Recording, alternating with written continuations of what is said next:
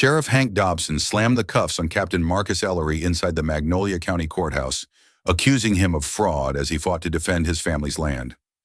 Deputy Cole Barker shoved Marcus hard, but the decorated Army veteran stayed calm, gripping a hidden military phone, one call away from changing everything. When that call went through to General Evelyn Hart, the balance of power began to shift. What could possibly turn an unlawful arrest into a nationwide reckoning within minutes? If this moment grabs you, tap, like, and share. To spread the story now, let's step inside the courthouse and watch it unfold. I was there that morning, standing under the courthouse clock when the bell tolled like a warning. Magnolia, Georgia wore a gray skin of fog, slick on the red brick walls, and the flag that hung heavy with dew. People spoke in courthouse whispers, shallow, careful breaths, as if the air itself might shatter. Doors creaked, shoes tapped, papers rustled. You could feel the tension before you could name it. Then Captain Marcus Ellery stepped out of the mist and onto the marble, and I swear the lobby took one long, quiet breath. He was 68, black squared shoulders, in a dark dress uniform, ribbons, and silver badges, catching the thin light like small, stubborn stars. He didn't look like a man hunting trouble. He looked like a man who'd already seen enough of it, who'd come to do a hard thing the right way.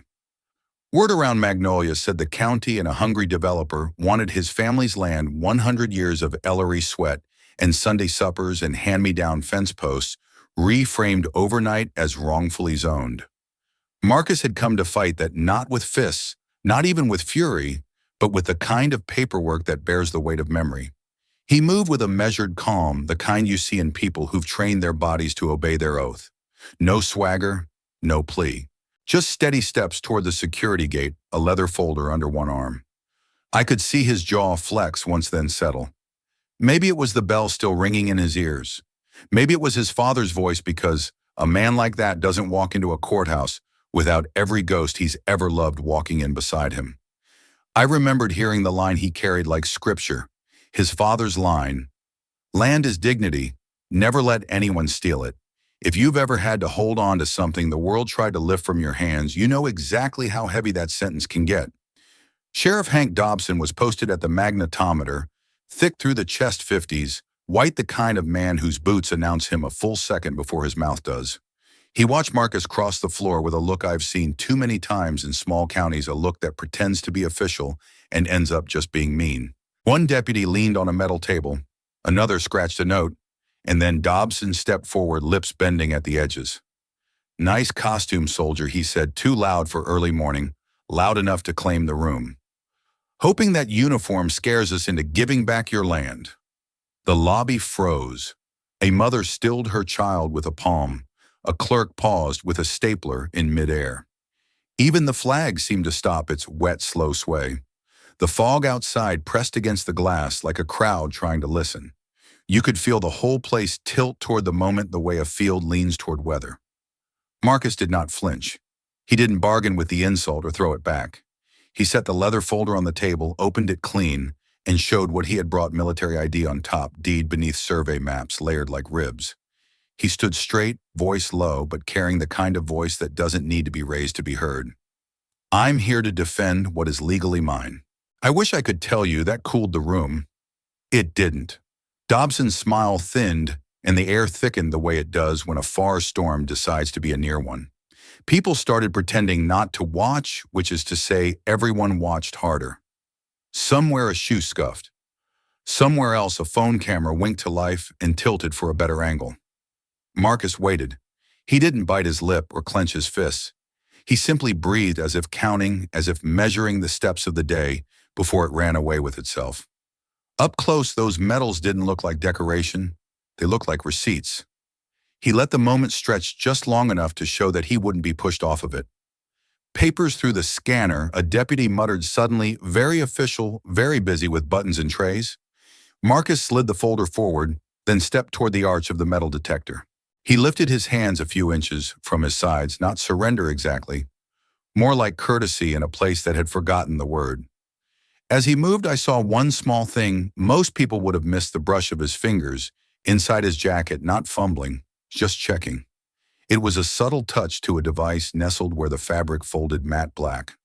No shine, the kind of phone you don't buy, the kind you're issued. It was there, and then gone, a private inventory taken in the span of a heartbeat. If you didn't know to look, you wouldn't have seen it. But I saw it, and I understood two things at once. He hoped he wouldn't need it.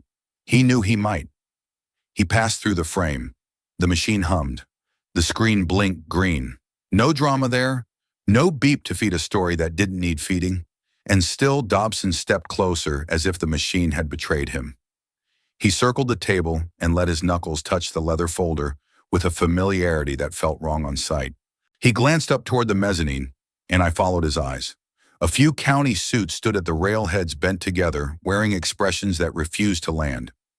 "You can put the folder down," Sheriff Marcus said, even polite. "It's already where it needs to be."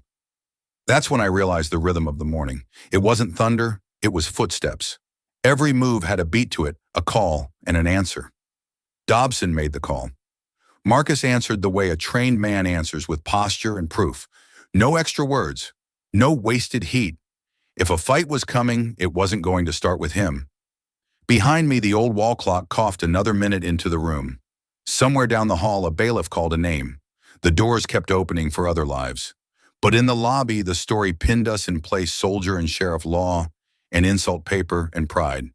That's the thing about mornings like this, they decide you, and they do it in public.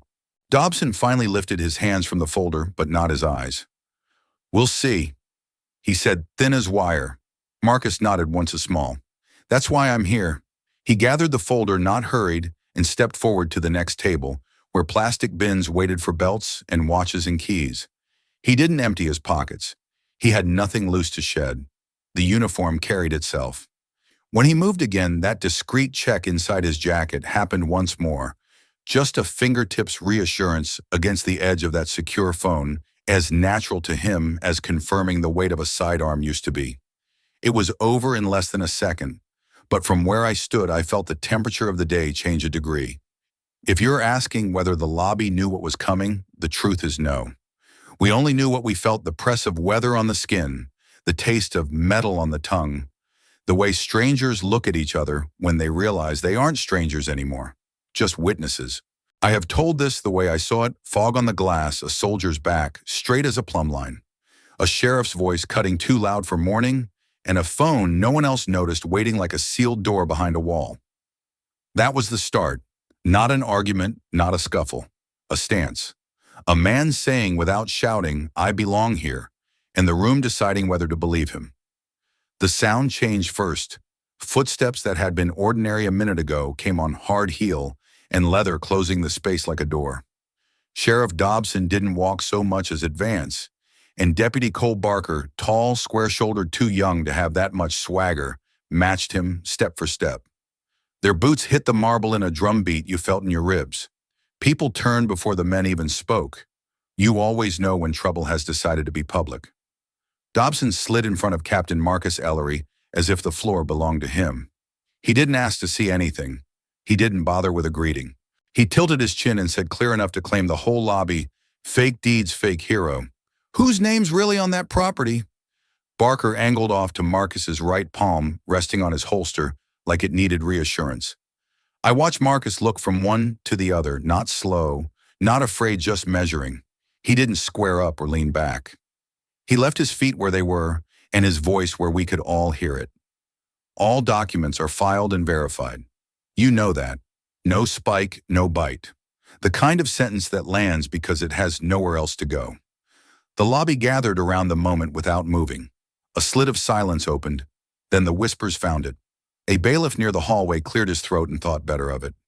Phones began to rise in cautious hands, low at first, then higher once people understood the sheriff wasn't lowering his voice. Over by the benches, a little black boy grabbed his mother's fingers and pressed them to his chest. She pulled him close, whispering something only a child is meant to hear. He couldn't take his eyes off Marcus, the uniform, the steadiness, the fact that a man like that could be questioned at all. Barker broke the stillness by shifting closer, the leather of his belt creaking. He was the kind who doesn't let quiet finish a thought. Papers lie, he said, almost smiling. Men lie. Happens every day. His elbow brushed Marcus's sleeve as if to test the material or the patience inside it. Marcus didn't blink. He lifted the folder a few inches and set it back down exactly where it had been, like putting a chess piece back on its correct square. The county clerk stamped those deeds. The surveyor signed. Chain of title is clean. He paused just long enough to turn his head toward Dobson. You know that too. If you've ever watched a man lose a point he expected to win, you recognize what came next, the narrowing eyes, the jaw that tries to look like resolve and ends up looking like resentment. Dobson stepped closer until the tips of his boots kissed the base of the security table. He looked past the papers, past the medals, past the person, and aimed for the room. We're done pretending, he said. Barker heard it as permission. He shoved Marcus hard in the shoulder, two-handed quick practiced, and the sound of fabric snapping, taut, echoed off the tin ceiling like a slap. The folder skidded an inch. The maps inside rustled. Marcus rocked, found his balance, and planted. He didn't reach for Barker. He didn't even lift a hand. He just reset his weight and looked the deputy in the face the way you do when you're cataloging a detail for later testimony. Resisting an officer, Barker barked, voice suddenly bigger than he was. That's enough. The first phone in the crowd came all the way up. Then another. The whispering turned into small, sharp exhalations, little alarms no one meant to make. I could feel my own throat tighten, the body's old instinct that says keep your head down when power gets loud. Marcus's eyes didn't flinch. He kept them level. Even the way he breathed said, do not hand them what they came here to take. Dobson's hand hovered over the folder as if it might burn him. He didn't touch it. He didn't need to. He had the line he wanted and he threw it like a rope. You're under arrest for obstruction and fraud. The words hit the lobby like a cold front. Someone near the door said, oh no, almost to herself. The boy's mother pulled him behind her hip. A clerk by the scanner pressed her lips together and looked at the floor.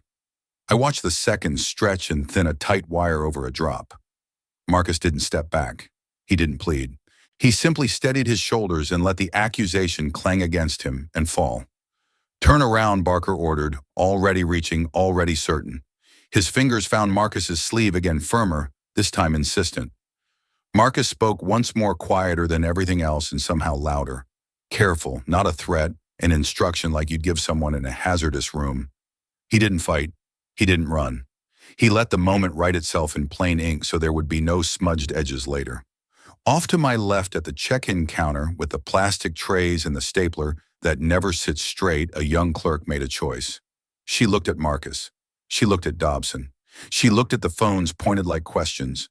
Then her hand slid under the shelf to where the wood is smooth from decades of nervous fingers. She pressed something you couldn't see. I didn't know what it was at the time. I only noticed the way her face changed, the tense set of someone who has just done a frightening, necessary thing. Later, I would learn the courthouse had a silent alert that pinged a state liaison office, the kind of line that wakes up other lines, the kind that doesn't ring where you can hear it. Dobson didn't notice, or he pretended not to. He glanced toward the mezzanine again, where a pair of county officials leaned over the rail performing indifference. He must have felt the room push back at him. He doubled down. Bailiff, he called, though the bailiff was already moving. Secure the defendant. I'm not a defendant. Marcus said, not for drama, just to set the record straight while records were being made. I'm the landowner. Barker's mouth tightened. Not for long. For a heartbeat, no one breathed. Then the air came back in a rush of small sounds. Heels turning fabric, rubbing, a pen dropped and not picked up. The deputy reached again. Marcus let him. The soldier's calm didn't read as surrender. It read as strategy, as if he understood where the lines were and who would cross them on camera. I remember the boy's eyes most, wide, worried, unwilling to blink. He wasn't watching for a fight. He was watching for a truth about uniforms, about badges, about what they mean, and what they don't when the wrong man wears them. Sir Clara Hughes said suddenly, stepping in with a lawyer's steadiness that never quite hides the human underneath. You have no probable cause. Back off his person. We will contest any seizure. She set her phone on record and held it where everyone could see the red light. A small chorus of screens answered her like candles catching from a single match. Dobson's mouth did that thin thing again. Step aside, counsel. Clara didn't move. Documenting, she said. Just that. The word sat between them like a wedge. The cuffs hadn't clicked yet. The map lines on the deed were still perfectly straight. The sheriff had thrown his rope, but it hadn't tightened. Not yet. And beneath the counter, somewhere in the building's quiet bones, a signal had already left the courthouse and gone looking for ears big enough to hear it. That's how it was. Heavy boots a shove dressed up as authority, a charge thrown like a net, and a man who would not give them the struggle they hoped to film from the other side. We didn't know we were standing on the lip of something larger. We only knew the room had chosen its sides and the day had chosen its witnesses. The sound of metal came first, sharp and final. When the cuffs locked, it wasn't just a click. It was a crack that cut through the courthouse like a rifle shot. Every conversation died mid-sentence. Even the old clock above the clerk's desk seemed to pause between ticks. People turned toward the echo as if a wall had shifted. Captain Marcus Ellery did not flinch. He drew one slow breath, and for a heartbeat I thought he might speak. Instead, the silence deepened until you could hear paper settling on desks. His face stayed level, but a flush crept along his neck, the kind that comes when humiliation lands harder than pain. You could see it heat under discipline. If ever a man had reason to fight, it was now. But he didn't. I watched his eyes change, focused inward, far past these marble halls. Later, he told someone he heard his father's voice in that instant. I believe it. Land is dignity. Never let anyone steal it. His father had known men like Dobson, men who mistook power for right. Marcus seemed to draw that memory around himself like a shield, choosing control over the quick satisfaction of anger. You could almost feel the battle take place inside him, quiet and exact. The courthouse doors swung, and Clara Hughes came through, fast coat flying behind her. She was 40 white and all-purpose, one of those lawyers who makes every step count. She'd been waiting on the second floor and must have heard the commotion because she cut through the crowd like a blade. He is the legal landowner, she said, voice firm enough to reach the ceiling. This is unlawful. Her phone was already out, red record light, burning, a silent witness no one could silence. People leaned back to give her room. Even the bailiff froze between one step and the next. Marcus finally spoke, but not to her. He turned his head just enough to catch Dobson's eye and said, calm as a still lake, "You really don't know what you're doing." It wasn't a threat. It was the sound of someone stating a fact the rest of us hadn't learned yet. The words landed heavy, like a door slowly closing on a room we couldn't see. A low murmur rippled through the crowd. "This isn't right," a woman called from near the bench seating. "Let him go," a man added, voice cracking with outrage. More phones lifted. A teenager climbed onto a radiator for a better angle. I heard the whir of a video app starting and thought the outside world is already in this room. Every second was evidence. Dobson's jaw tightened.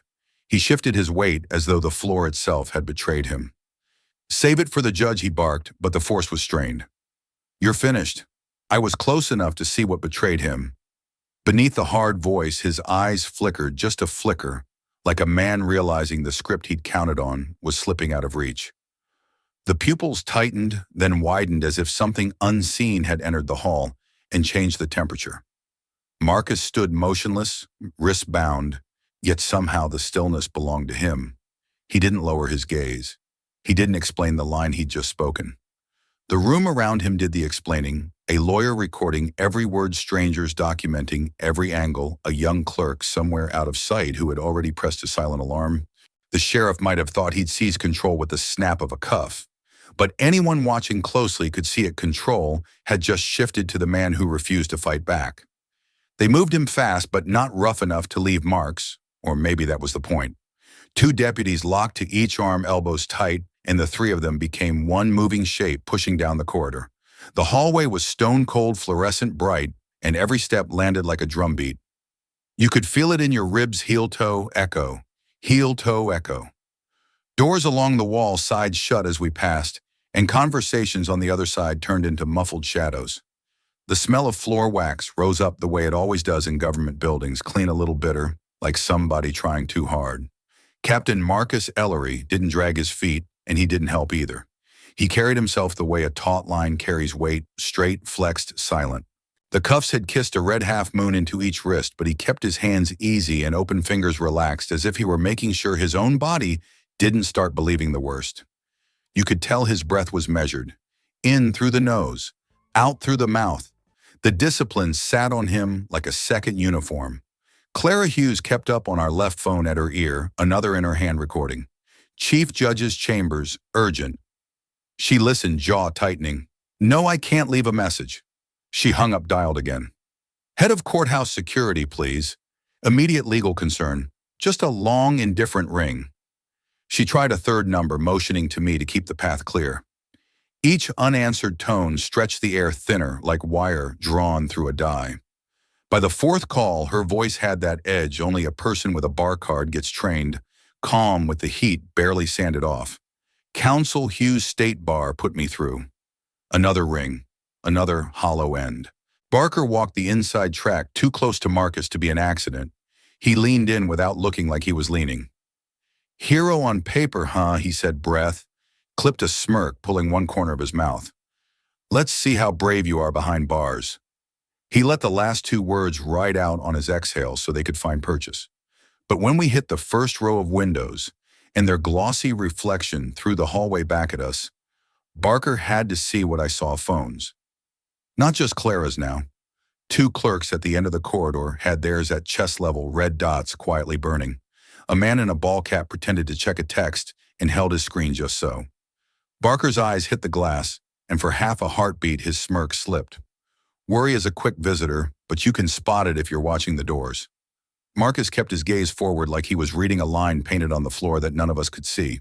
Later he'd say he had a phrase looping in his head, and I believe him. I swear I saw his lips shape it once without sound. Stay calm, this is not the battlefield, but it feels like one. He wasn't trying to be dramatic.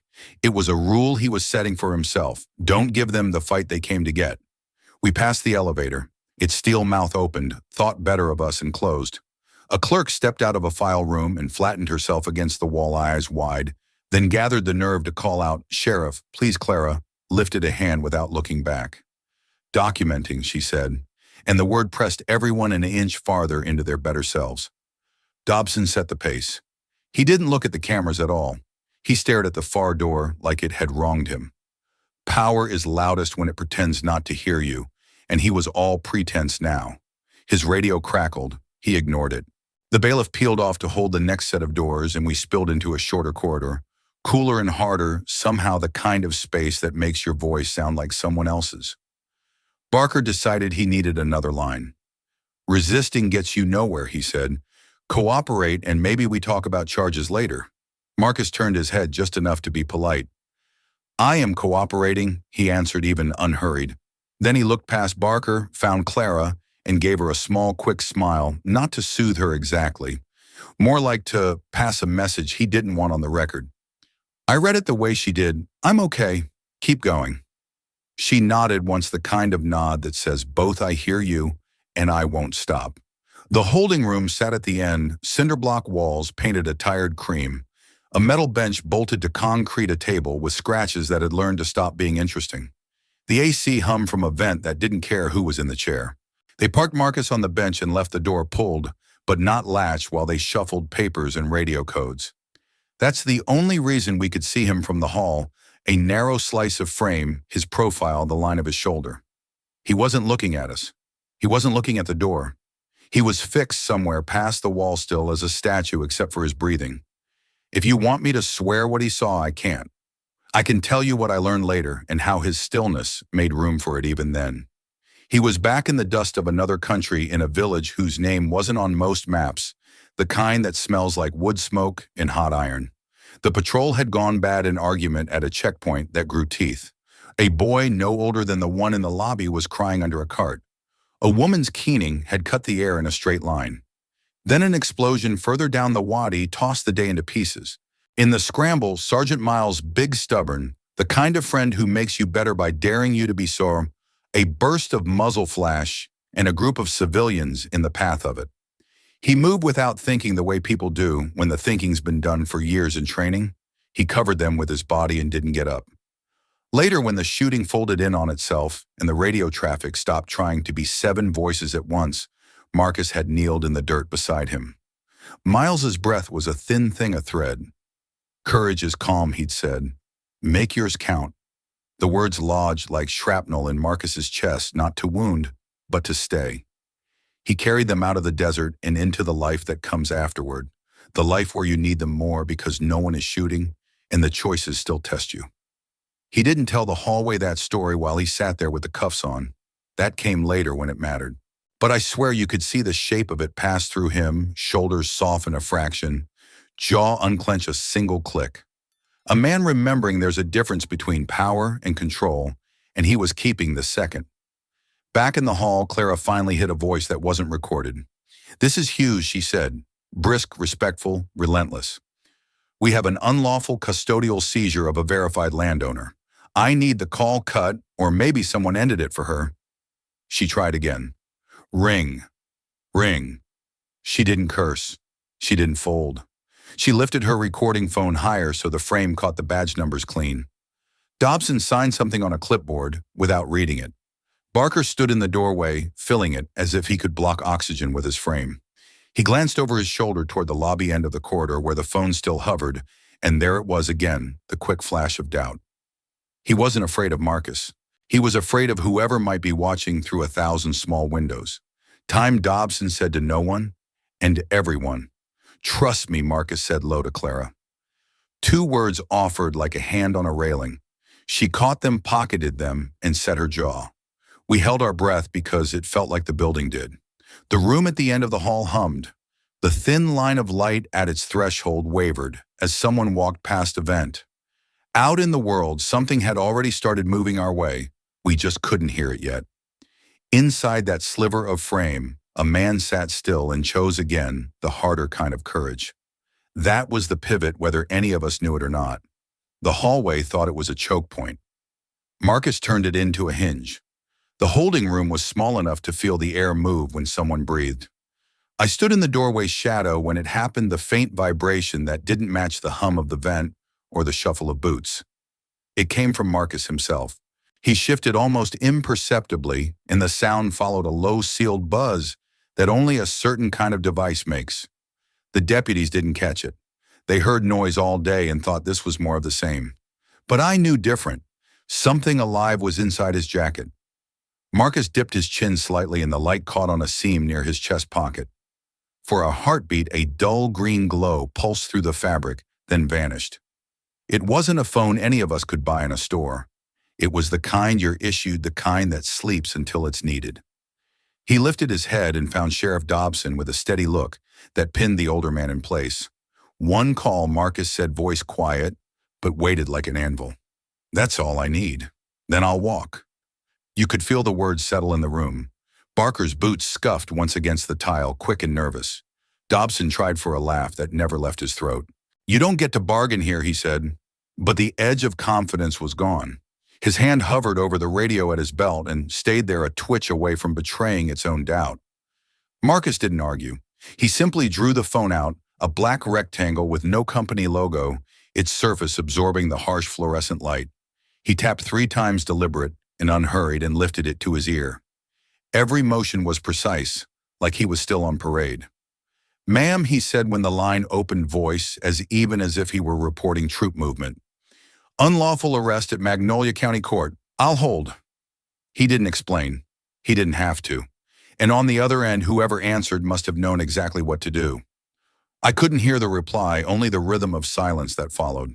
Marcus's back stayed straight, eyes forward, listening. He nodded once, slow and small, the way soldiers acknowledge an order. "Understood," he said at last, and ended the call. That was all less than 30 seconds. But the temperature in the room dropped a degree you could feel on the skin. It was then, maybe because I was close enough to see the shift in his face, that I understood something more had been in motion long before this morning. I remembered something he'd said to Clara on the courthouse steps a week ago, when they thought no one else was listening. General Hart asked me to keep her posted. She said if the county tried anything, call her first. We'll be ready. General Evelyn Hart, former combat commander, now head of the Federal Reserve Forces, wasn't just a name in his contact list. She was a plan. While Dobson believed he was springing a surprise, someone far higher had been expecting this very moment and had already set pieces in place. Dobson must have sensed it even without the memory I carried. His jaw worked side to side, chewing on the silence. He shot Barker a glance meant to look like command and instead looked like a question.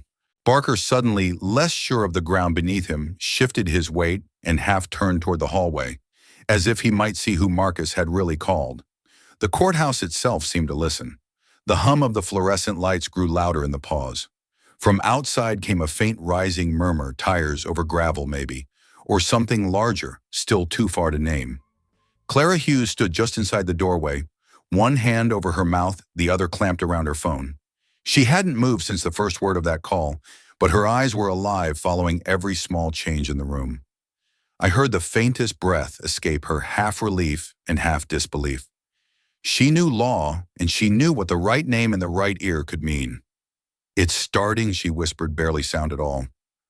Dobson heard nothing, or pretended to. "Let's not dramatize," he tried, voice thinner.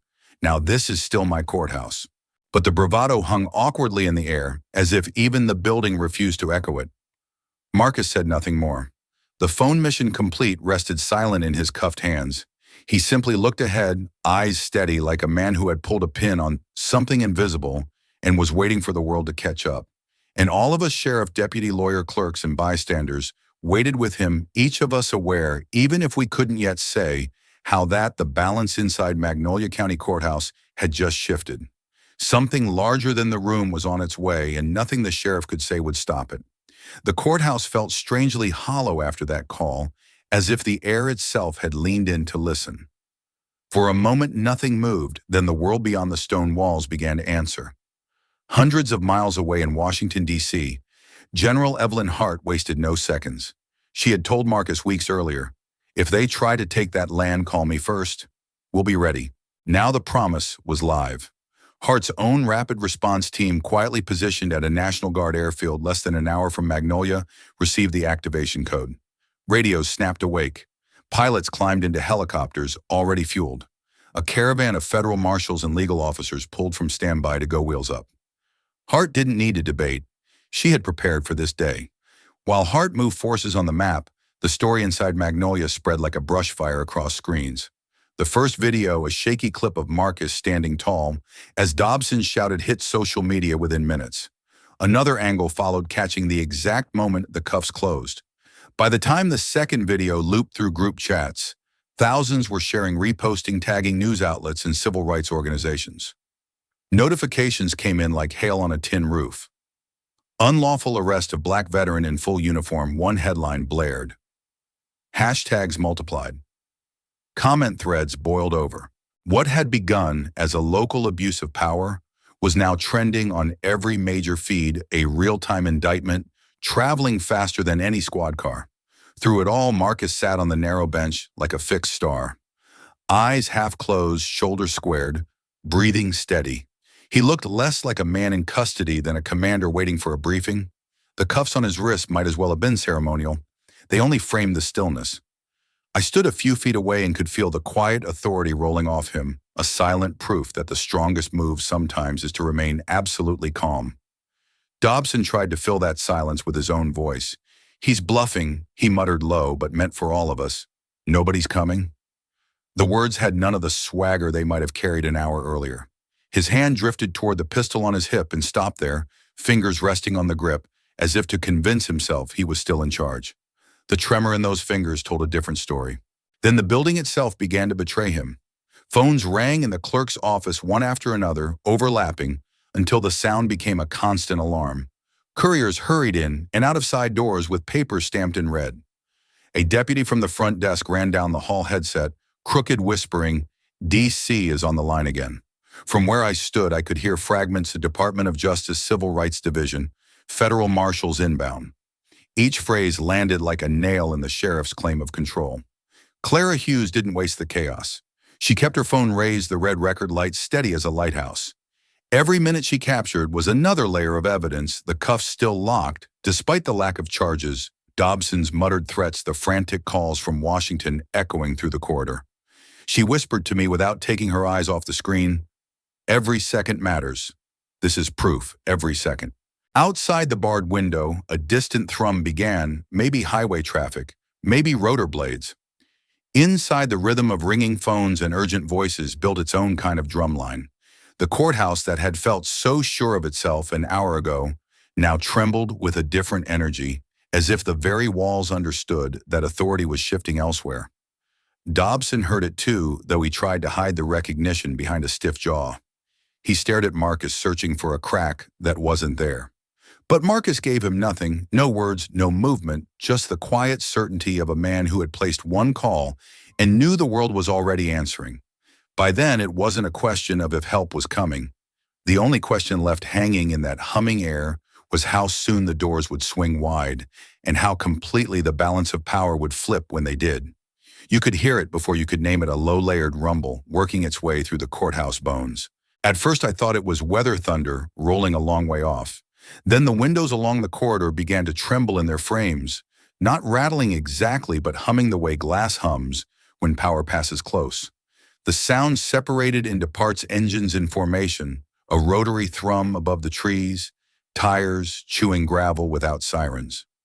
People looked up from phones and forms at the same time, like they'd all felt the same draft under a door.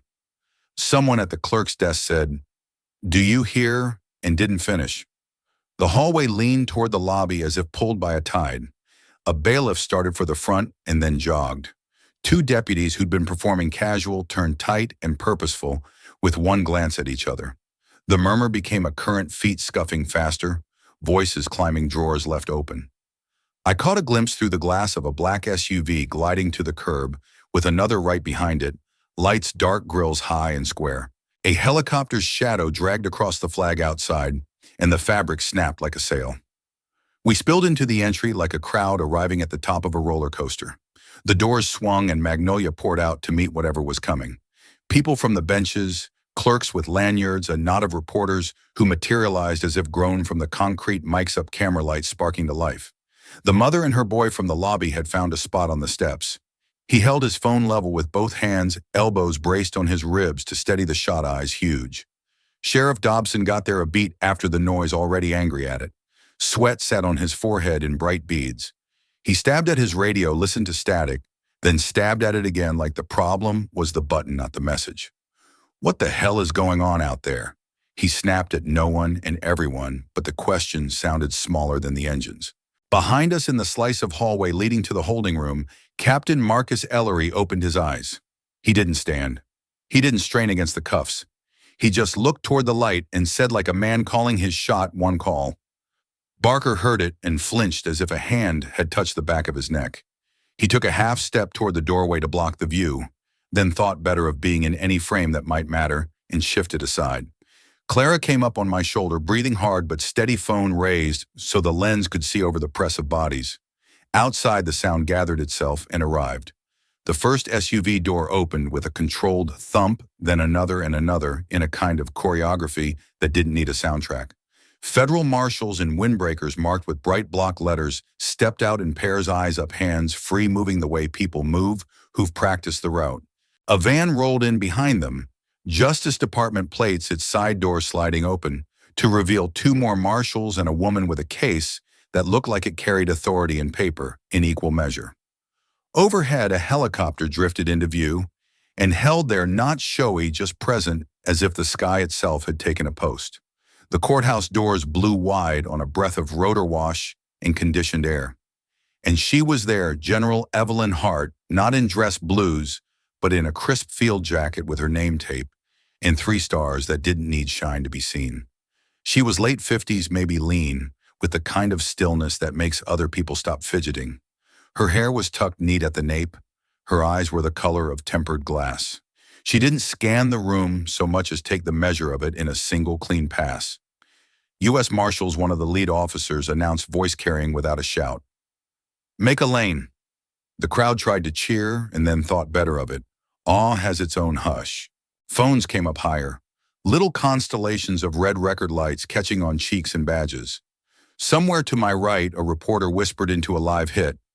You're seeing this in real time, and even whispering sounded loud. Dobson planted himself in the center line like a barricade in a parade. "This is my courthouse," he said, arm cutting the air. It wasn't a statement of fact. It was a wish fighting gravity. General Hart didn't turn toward him. She angled to Clara first, just enough to register the phone and the red dot and the calm behind it, a soldier's nod to a citizen doing required work.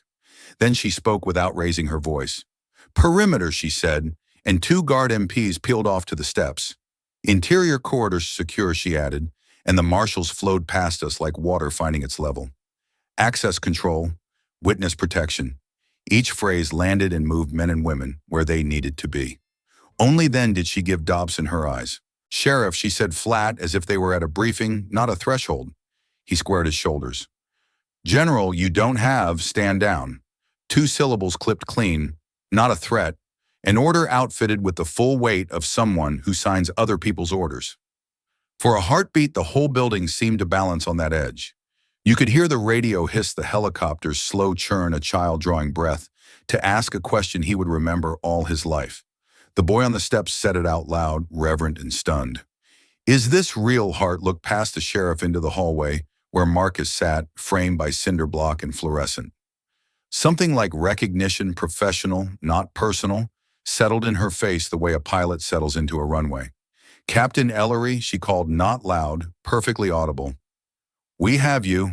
Those 4 words cracked whatever spell the engines hadn't broken. The crowd released a sound that wasn't quite a cheer, too shocked to be shaped, but it lifted the hair on my arms all the same. A woman near me put her hand to her chest. Someone else said, thank God, like a reflex. I saw 2 older men take off their caps and hold them flat, not sure which tradition they were honoring, only sure it mattered. Barker had backed to the side wall now, jaw-tight, eyes flicking between Hart and the cameras. Dobson's shoulders rose a fraction, like he could make more of himself by occupying more air. General, you are outside. Your Hart raised a palm, not to him, to the marshals, a signal so small you could miss it if you were busy arguing. The first pair disappeared down the corridor toward the holding room. The second pair took up positions at the lobby's flanks, clearing a channel like surgeons readying a path to a patient. Is this really happening? Someone breathed behind me, and I understood what they meant. It wasn't just the uniforms or the vehicles or the sound of rotors tasting courthouse air. It was the feeling that a line had been drawn miles away and had just snapped tight at our feet. Marcus did not smile. He didn't need to. He held himself as he had held himself all day, like a man who knew what one call could do and had made it in time. The doors had opened. Power had walked in on quiet shoes. And for the first time since morning, every person on those steps seemed to exhale at once, bracing not for the fight, but for the moment the ground would shift under it. The front lobby fell into a charged quiet as General Evelyn Hart stepped fully inside. Her presence alone seemed to square the air. No raised voice, no wasted motion, just authority carried like a weapon. She scanned the room, once then fixed on Sheriff Dobson with a steadiness that pinned him where he stood. Release Captain Ellery, now. Each word landed like a separate strike of thunder. It wasn't a plea or even a threat. It was an order that already assumed compliance. For a long beat, nobody moved. The only sound was the whoop of the helicopter blades outside a slow metronome, counting out Dobson's hesitation. Barker's jaw tightened. His eyes darted toward the holding room. You could almost hear him weighing the risk of standing still against the risk of doing what came next. Then Marcus appeared in the doorway, framed by the hall's fluorescent light. The sight of him, calm, upright, cuffs still shining, tipped the moment. Hart's gaze never left Dobson. She didn't repeat herself. She didn't need to. Barker swallowed hard, then reached for the keys clipped to his belt. His hand trembled enough for the chain to rattle. He stepped forward, the young deputy suddenly smaller in his own uniform, and knelt to the man he'd shoved only minutes before. The lock clicked. Another twist. A sharp metallic pop. The cuffs opened and one half fell free, striking the tile with a hard, ringing clang that sounded exactly like a gavel slamming down on a final verdict. The noise startled even the crowd packed at the edges. I felt the vibration through the soles of my shoes. Around us, people drew in quick breath, but stayed silent, unwilling to blur the edges of the moment. Dobson tried to fill the space with words, but the authority had already drained out of them. We had probable cause. He began, voice aiming for firm, but breaking halfway. His throat tightened, the last syllable scraped and hung there unfinished. Heart cut across him like steel drawn clean. You had prejudice. That is a federal crime today. No one spoke after that. It was as if every wall and window chose to hold the sentence intact. The only sound now was the slow retreat of the helicopter, a low punctuation under the weight of law. Marcus flexed his hands once, easing the blood back into his fingers, and then rose. He didn't rush. Each movement, standing, rolling his shoulders back, adjusting the line of his jacket, was deliberate, measured, full of quiet force. When he tugged his collar straight and brushed the front of his medals, it was less about comfort than about reclaiming the dignity that had never really left him. The hush in the lobby deepened with every small gesture, as if the entire building recognized command when it saw it. I could feel people around me holding their breath. A woman near the door pressed both palms together under her chin. The boy on the steps craned forward until his mother steadied him by the shoulders. Even the reporters, usually quick with whispered commentary, let their microphones droop. All eyes locked on the soldier who had never raised his voice and yet had turned the day completely. General Hart gave a single nod approval without ceremony. Marcus met her eyes and returned a nod just as precise. Nothing more passed between them, but it carried the weight of a full debriefing. In that charged stillness, it was clear justice had shifted unmistakably and finally to the side of the man who refused to bow. The hush that followed Hart's command didn't last long. From the rear doors came the brisk click of polished shoes on marble, a different rhythm from the heavy sheriff's boots we'd heard all morning.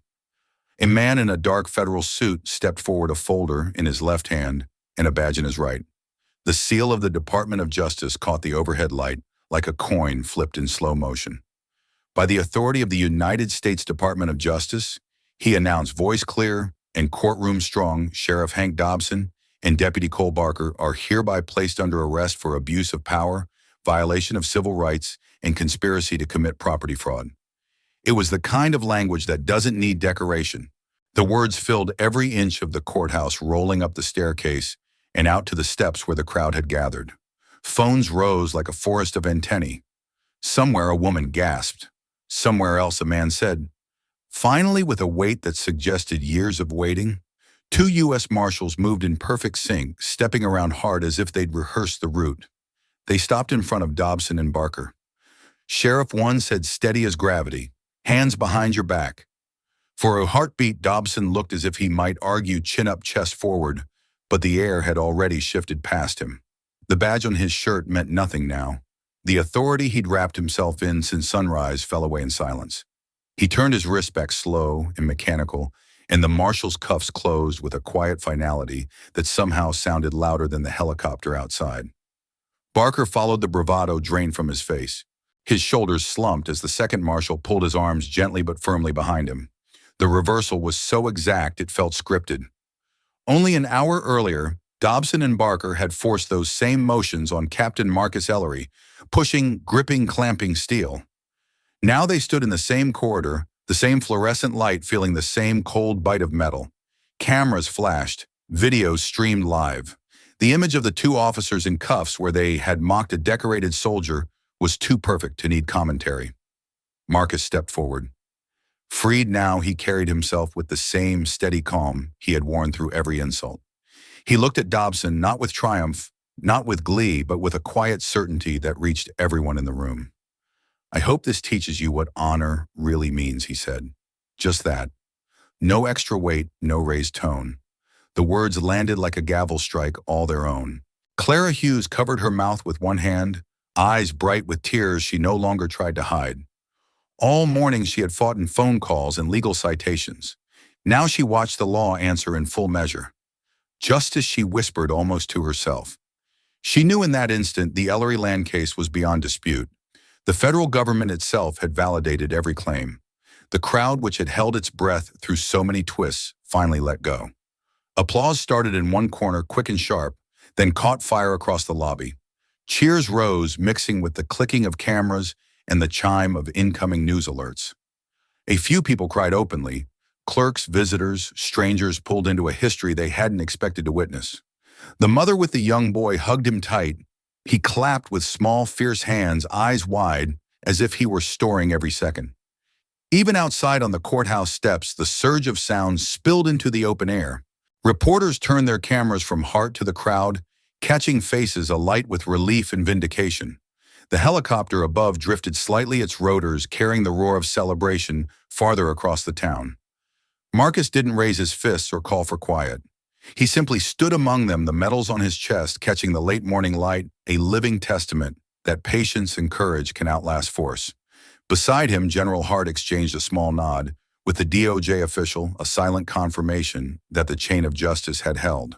What began as an attempt to strip a man of land and dignity had ended with the very officers who tried it, led away in federal custody.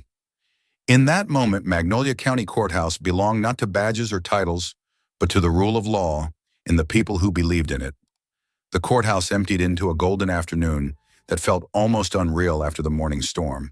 Captain Marcus Ellery stepped through the wide double doors and onto the broad stone steps, the kind worn smooth by a century of footsteps.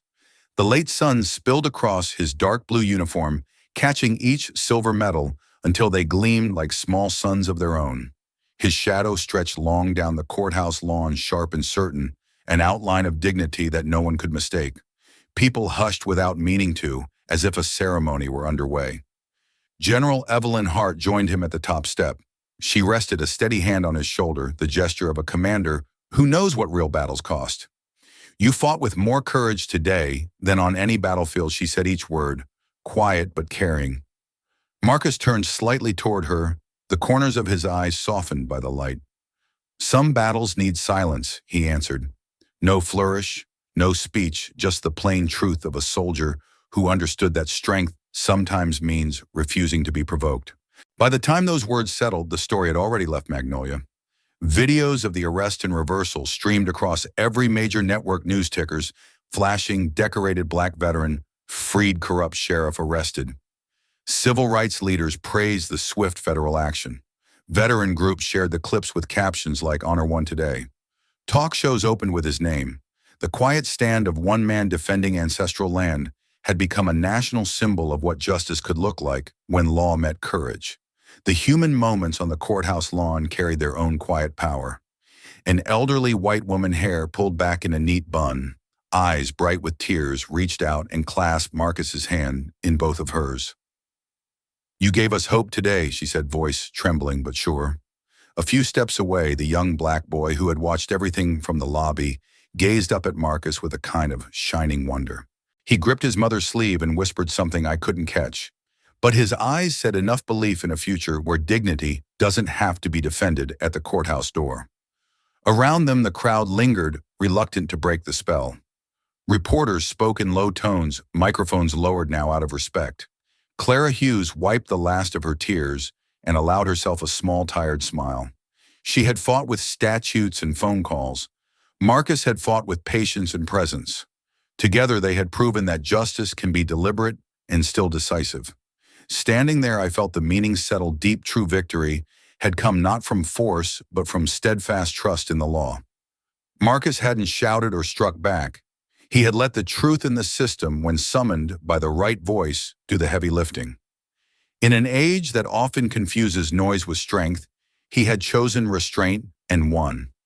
As the sun slid lower, a breeze moved through the square. The American flag above the courthouse stirred and lifted, then unfurled in a slow, deliberate wave. Its fabric caught the light bright against the fading sky, like a quiet pledge that the fight for fairness and human dignity continues beyond this single day. Marcus descended the last steps and walked into that light metal's glinting shadow long and sure.